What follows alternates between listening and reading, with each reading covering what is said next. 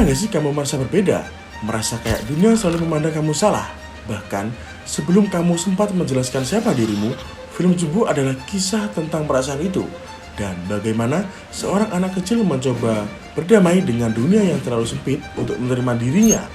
Hari ini, aku akan mengajak kalian masuk ke dalam visual yang bukan hanya indah, tapi juga menyakitkan. Halo semuanya, perkenalkan nama saya Wafi Sakif dan pada video kali ini saya akan membawakan analisis film animasi berjudul Jumbo. Fokus pembahasan saya adalah bagaimana film Jumbo menggunakan unsur visual, garis, bentuk, dan warna, serta prinsip visual keseimbangan, kontras, dan ritme untuk menyampaikan narasi secara emosi. Dalam penayangan visual nanti, saya akan menampilkan cuplikan dari teaser Jumbo yang tersedia di YouTube, karena itu adalah satu-satunya materi publik yang bisa saya gunakan. Sebelum masuk ke analisis, kita disclaimer dulu teman-teman. Jadi, apa yang diceritakan dalam film ini? Film Jumbo mengisahkan seorang anak bernama Don yang berfisik besar dan sering diejek karena tubuhnya. Ia memiliki sebuah buku dongeng warisan dari orang tuanya, dan buku itu menjadi sumber harapan dan pelarian emosinya. Siapa saja karakter dalam film ini?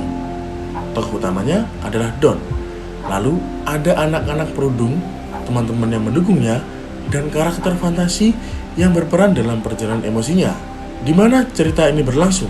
Cerita ini berpindah antara dunia nyata dan kehidupan sosial Don, dan dunia fantasi yang muncul dari dongeng dalam bukunya. Kapan konflik ini terjadi? Konflik ini muncul ketika Don masih kecil, pada usia rentan, di mana ia sangat ingin diterima oleh lingkungan sekitarnya. Mengapa konflik ini penting? Karena perjalanan Don untuk menerima dirinya sendiri adalah inti emosional film ini. Dan bagaimana film ini menyampaikan pesan tersebut?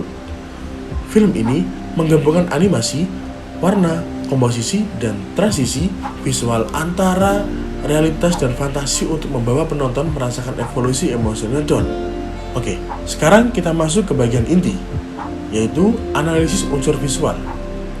Pertama adalah garis. Banyak garis vertikal dan horizontal dari bangun dan pintu, menciptakan kesan kaku dan menekankan. Secara estetis, garis lurus terasa keras dan membatasi. Secara naratif, garis ini menggambarkan tekanan sosial yang menghimpiti Don. Namun, ketika bisa berpindah ke dunia fantasi dari buku dongeng, garis berubah menjadi melengkung dan lebih organik. Lingkungannya seakan terbuka dan lebih lembut. Perubahan garis ini menunjukkan dua kondisi emosional Don. Realitas yang penuh batas dan tekanan, secara fantasi yang menjadi tempat yang merasa nyaman. Berikutnya adalah bentuk. Tubuh Don yang besar dibuat dengan bentuk membulat, memberi kesan lembut dan rentan. Bentuk tubuh yang seharusnya hangat justru menjadi sumber ejekan. Sebaliknya, anak-anak perudung sering terlihat dengan bentuk tubuh atau wajah yang lebih bersudut dan tajam. Ini menciptakan komunikasi visual tanpa kata, yang dimana rentan digambarkan dengan bentuk bundar, dan yang agresif dengan bentuk tajam. Perbedaan ini menguatkan konflik dan memberikan karakter emosional bahkan sebelum dialog muncul. Selanjutnya adalah warna. Dalam adegan dunia nyata, warna cenderung redup dan dingin. Abu-abu kebiruan mendominasikan.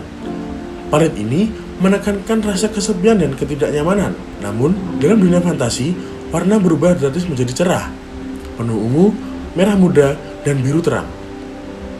Warna cerah mencerminkan harapan imajinasi, kebahagiaan, dan keinginan untuk kabur dari realitas. Jadi, warna bukan sekedar estetika, tapi bahasa emosionalnya. Selain unsur visual, film ini juga memanfaatkan prinsip visual. Pertama, keseimbangan. Banyak sub-teaser dan ditempatkan tidak di tengah frame, tetapi di sisi bingkai dengan ruang kosong besar di dekatnya. Ini menciptakan rasa ketidakseimbangan mewakili keadaan fisiologi Don yang tidak stabil. Tetapi, Don memasuki imajinasi atau mulai menemukan keberaniannya. Shot berubah menjadi lebih simetris dan terpusat.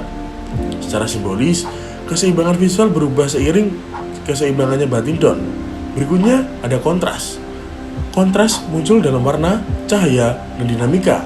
Adegan realita cenderung redup dan datar, sedangkan adegan fantasi penuh cahaya dramatis dan warna intens. Kontras ini menjadi penanda perubahan emosi. Ketika Don berada di titik terendah, visual terlihat kusam. Ketika ia kembali berdiri, kontras memuncak dan cahaya seolah menerpa dirinya. Secara naratif, kontras menandai perkembangan karakter. Prinsip yang terakhir adalah ritme. Ritme visual bisa terlihat dari kecepatan pergantian gambar. Pada saat Don berada di dalam kesedihan atau kesepian, ritme adegan menjadi berjalan lambat. Namun, saat ia memasuki fantasi atau mulai mendapatkan keyakinan diri, ritme menjadi lebih cepat, bahkan berubah menjadi montek. Ritme menjadi sensor emosional bagi penonton. Ketika visual bergerak cepat, kita merasa karakter sedang berkembang dan bergerak maju. Terima kasih sudah menonton.